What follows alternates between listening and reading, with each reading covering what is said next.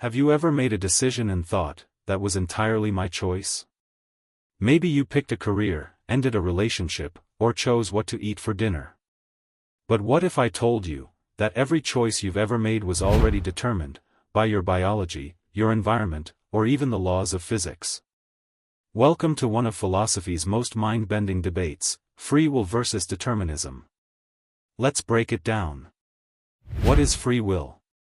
Free will is the idea that we have the power to make choices independently. That we are the authors of our actions. That when you decide to go left instead of right, it's because you chose it, not because something made you do it. It's the foundation of personal responsibility, morality, and even our legal systems. If we didn't have free will, how could we be held accountable for anything? What is determinism?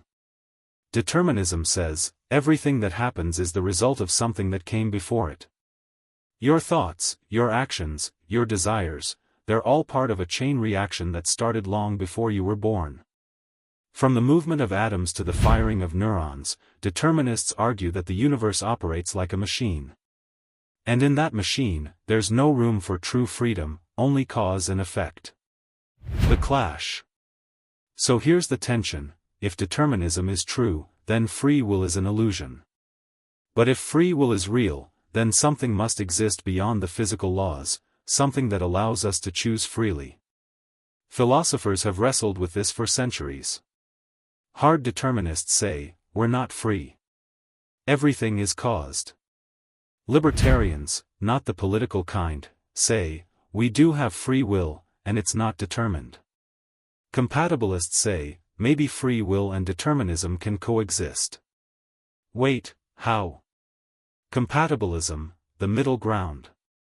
Compatibilists argue that free will doesn't mean total freedom from cause, it means freedom from coercion. In other words, you're free if you act according to your own desires, even if those desires were shaped by prior causes. So yes, your upbringing, genetics, and culture influence you. But if you're not being forced, and you're acting from your own internal motivations, that's enough to call it free will. It's a softer, more practical definition. And it's the one most modern philosophers lean toward. What science says. Neuroscience has added fuel to the fire. Experiments show that our brains often make decisions milliseconds before we're consciously aware of them. Does that mean we're just passengers in our own minds? Not necessarily. Some scientists argue that consciousness still plays a role in shaping long-term decisions, even if split-second choices are automatic. The truth? We're still figuring it out. Why it matters. This isn't just abstract theory.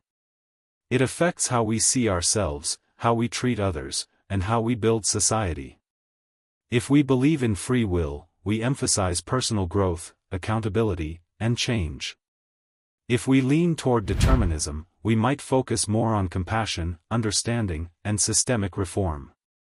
Either way, the question forces us to reflect deeply: who am I? Why do I do what I do? And can I truly choose to be different tomorrow than I am today? So, are we free? Or are we just riding the wave of causality? Maybe the answer isn't simple. Maybe it's somewhere in between. But one thing's for sure, asking the question is what makes us human. If you found this video thought-provoking, hit that like button, subscribe, and share your thoughts in the comments. Do you believe in free will? Or are we all just playing out a script? Let's talk about it. See you in the next video.